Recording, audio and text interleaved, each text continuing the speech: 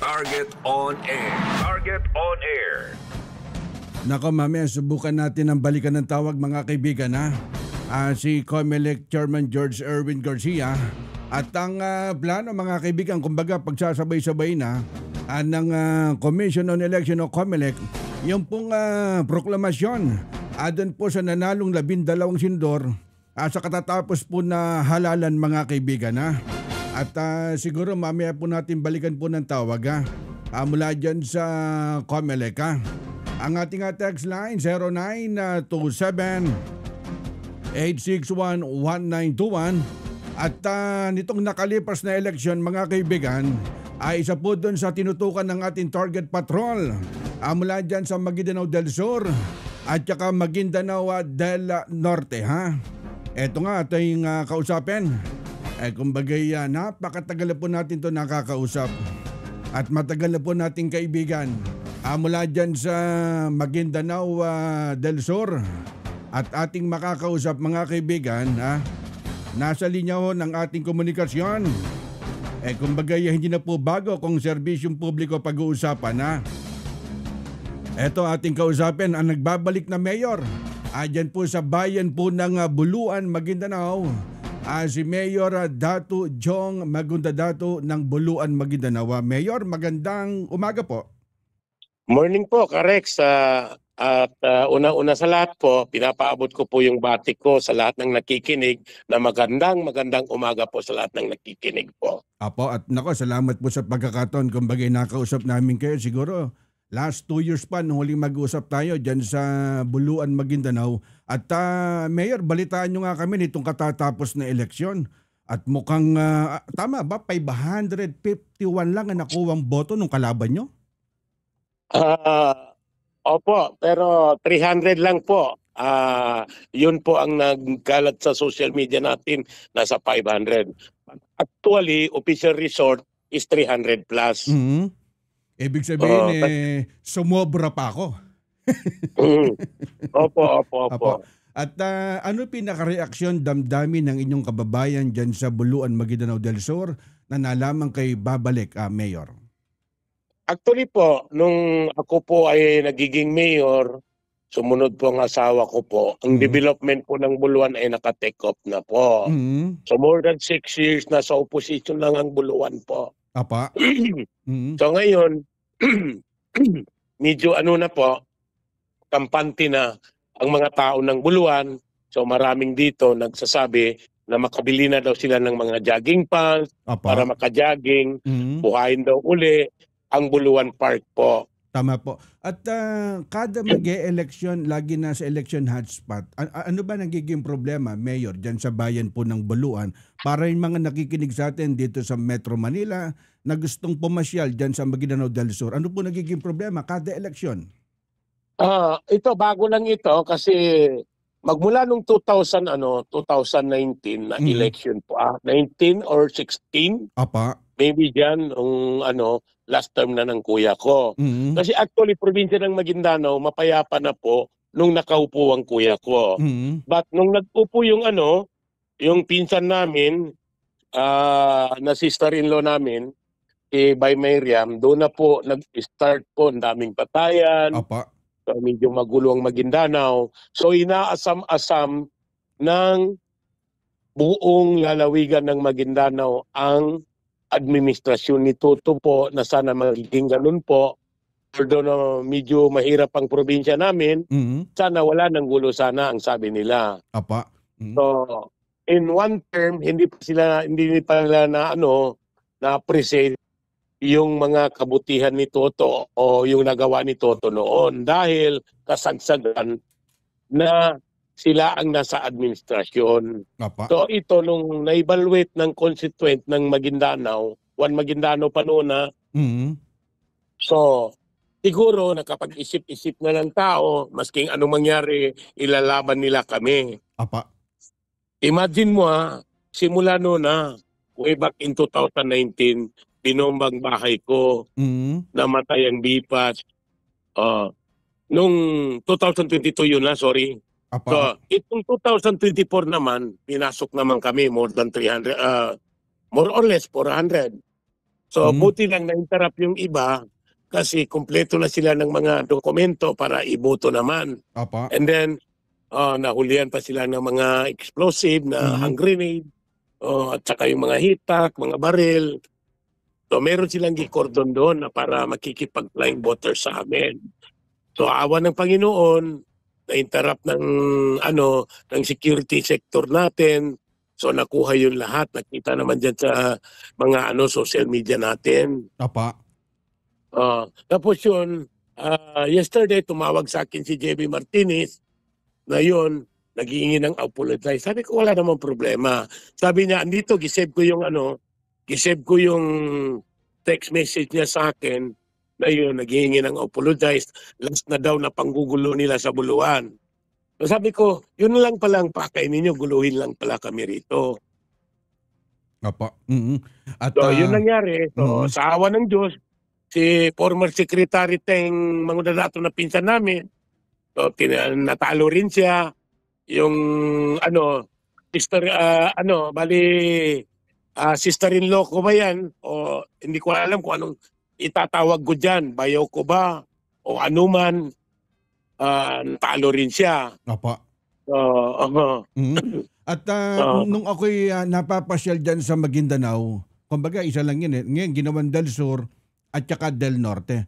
Bali nung hinati po siya sa dalawang probinsya, bali kamusta po, ano po pinaka naging source of income ng inyong kababayan? Kumbaga mas umasenso ba ang inyong municipality, Mayor? Actually dito po, nag-iimbita po ako ng mga investor dito. Meron na kami ritong source of energy namin dito. First, pinakauna-una po na nauna na friendly na na biomass plantation dito. So ang livelihood dito is palm oil, pinamigay ni Kuya, yung yung mga rido dito na namin, na settle namin. Pangalawa doon, ang livelihood po, andito po yung mga source of namin, ng tilapia, palm oil, at saka agricultural, industrial. Apa.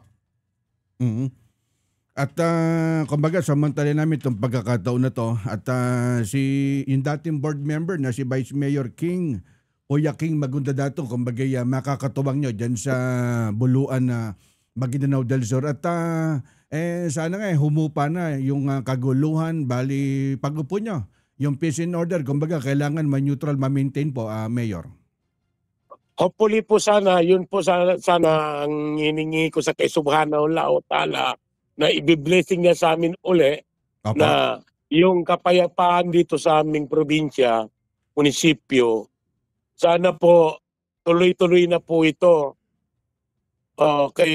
Ngayon, millennial na po ang mga kabataan natin po ngayon. Tama Gusto po. rin ng mga kabataan natin ngayon na makaangat din ang mga buhay nila. At kung may pagkakataon nga ako, bibisitahin ko uli yung Maguindanao del Sur. At ikutin po natin, Mayor, yung Buluan Maguindanao para naman mismo maikwento ko dito sa Manila na pag-upo nyo o pagbalik nyo dyan sa Buluan Maguindanao del Sur, malaki na yung magiging pagbabago. Kumbaga yung katahimikan yun ang hinahanap ng inyong mga kababayan Mayor. Opo, actually po ang Buluan po is very potential po sa lahat ng natin, productive natin dito na Kaso lang, yun lang nagiging problema. Sa 6 na taon po, ang nangyari sa amin ay yung position po. Papa. Ginabakbakan kami, lahat-lahat po, ginatira sa akin, sa anak ko, na ganito-ganito. Samantala, ni isang bato or corrugated na daan sa provincial road, wala man sila naibigay sa amin. Papa. So, self-reliant kami sa irang Buluan. Kaugnay po dun sa farm to market road, bali ano na po development po dyan, Mayor? Dahil nung panahon po ni Governor Toto Magundadato, kumbaga napaunlad na po yan, Mayor. Opo, at saka ang ang tumutulong sa amin dito na yung farm to market road, hindi na. Concreting na po, hindi na po ang kasi ang nagbibigay sa amin itong bago natin na itong 11054 na farm, gi-create ng ng Bangsamoro po. So, napakaganda ng concept ng Bangsamoro sa constituent nila yan, sa roadmap na yan until 2028 po. Sana po bago mag 2028 po, sa out of 100 na na mga daan namin, sana po siguro kung may hindi matapos yan, mga 80 to 90% na siguro. Concreting na po lahat ang amin ditong daan po. Opo, kumbaga talagang na-develop na, lalo na sa pagbalik nyo dyan sa Buluan, Maguindanao del Sur. At alam naman natin talagang nung panahon nyo, halos paunlad din nyo yung inyong municipality. At Mayor, siguro, mensahe na lang po sa inyong may mga... isa pa kong pahabol. Ito po, ako po ay nananawagan kung sino mang nakikinig dyan sa higher education po. Susuportahan lang po ang concept ko dito sa Buluan na sana may law school na po ako rito sa Buluan.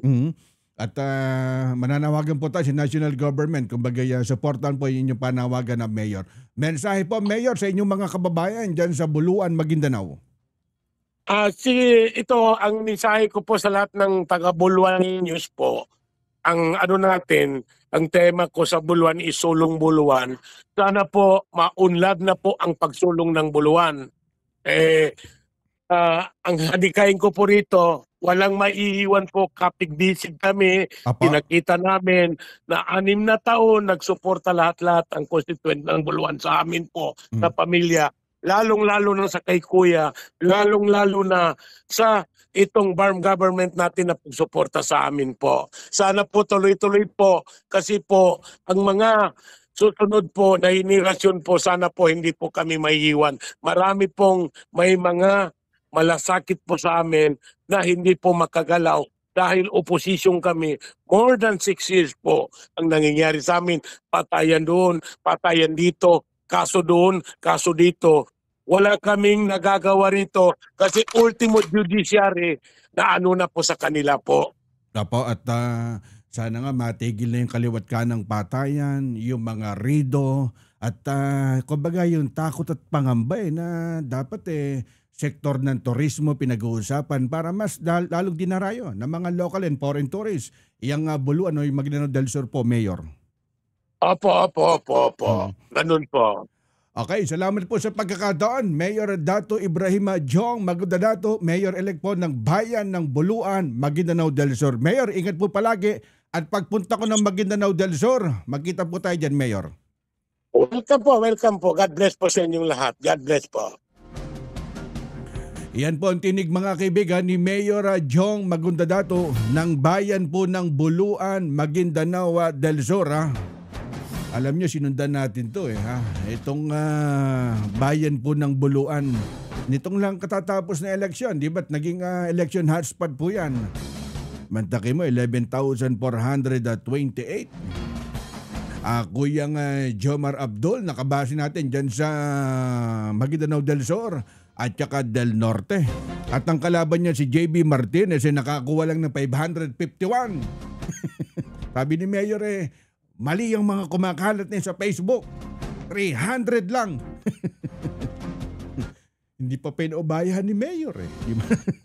11,000 di ba? At yung dating board member na nakakausap natin si Kuya King, anak po to ni Congressman Toto Magundadato si Vice Mayor Kuya King Magundadato nakakuha rin na 11,362. Kumbaga, boto ni Mayor Jong at boto rin po ni Vice Mayor Kuya King. Yung kalaban niya, nasa 579 lang yung nakuha ang boto. Sa madali salita, talagang mahal na mahal ang taga-Buluan, Maguindanao del Sur. Si Mayor Jong Magundadato. Kayo'y nakikinig sa Target On Air.